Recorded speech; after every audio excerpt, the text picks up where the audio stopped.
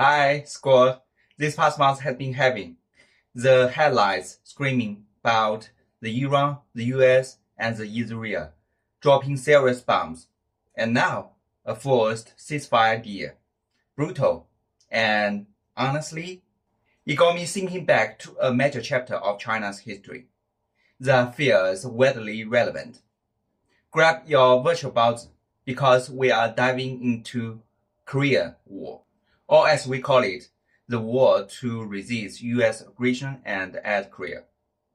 Sounds intense? It was. But trust me, there's a darkly funny lesson here about threats and negotiation tables. Imagine this. It's early 1950s, fresh out of its brutal civil war. China is a definition of tight and poor. Like really poor. Shoes made out of straw? Common. Meanwhile, across the Yalu River in Korea, the UN forces, basically led by Uncle Sam, are pushing hard towards China's border. New China says, kinda politely, hey, respect the river, cool?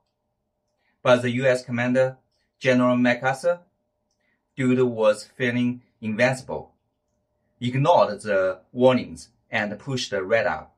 Big mistake. So what does this brand new poverty-stricken China do? Send diplomats? File a complaint at the UN? No. They send the People's Volunteer Army. Volunteers, technically, but also newly hardened veterans with nothing to lose. Think David with extreme grit, except for Goliath with jazz, napalm, and the global supply chains. China had determination, winter coats, and sneaky tactics, guerrilla warfare on steroids.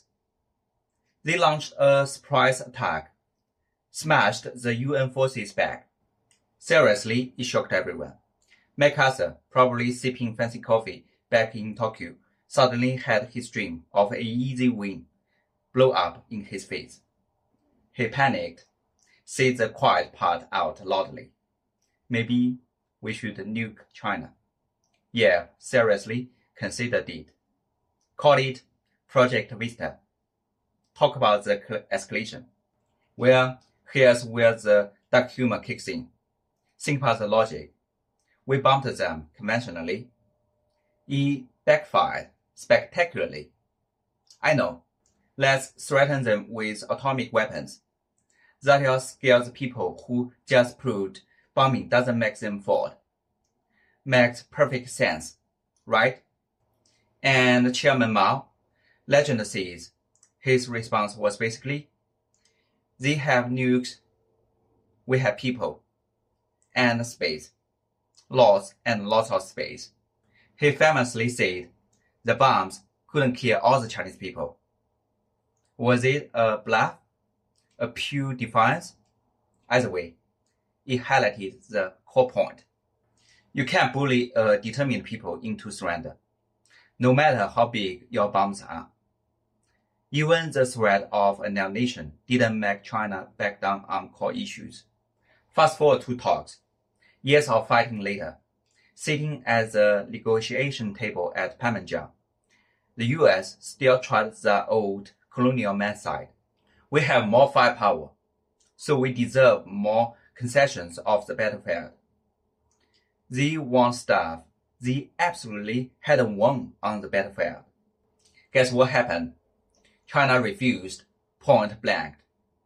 If you can't win it on the ground with bullets and bombs, you sure as heck aren't win it with pen and paper later. The fighting dragged on in brutal stalemate for 2 more years. Why? Because the US kept demanding things they hadn't earned militarily. China held the line. Folks, 1953 finally saw a ceasefire. Look at why it took so long. The core lesson lies from history. What you fail to seize by force, you can magically demand and get from the negotiation table. It's like trying to charge customer the VIP price after they refused your free samples and walked out.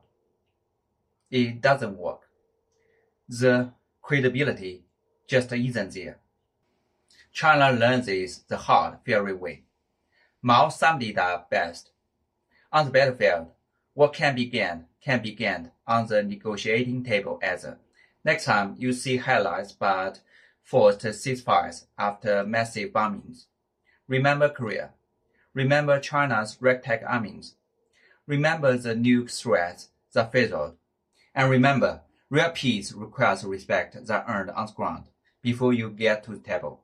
Not threats scribbled down after things go bum. Thoughts? Drop them below. Smash like if history's dark irony vibes with you. Hey, maybe try some Chinese hot pot while contemplating geopolitical lessons. Peace out.